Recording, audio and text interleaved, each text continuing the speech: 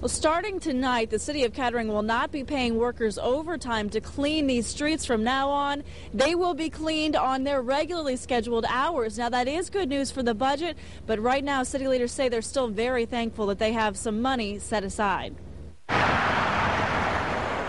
$150,000. That's the estimated cost to the city of Kettering just for keeping these roads clear after two separate snowstorms swept through. The key to this is to have the equipment and the manpower so that when it happens, we have the folks available and the equipment available to take care of it.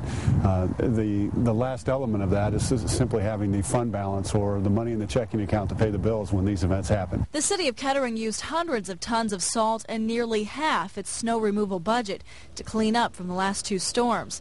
The amount of snow left behind caught many bottom lines by surprise. While we may not budget for more than extraordinary snow season, we do have the funds available in our reserves to ensure that we can provide the service. Although Kettering only has about $240,000 left in its nearly $400,000 snow removal budget for 2010, City Manager Mark Schwederman says the city can dip into its general fund to make it through the winter if it has to. It's the equivalent of your household checking and savings account. Schwederman says thankfully salt prices dropped slightly from last year, and the relative consistency in price made it easier to budget for. It's obviously expensive to have the equipment on the roadway, but the salt is the commodity that we spend the most of and spend the most money on during the snow season.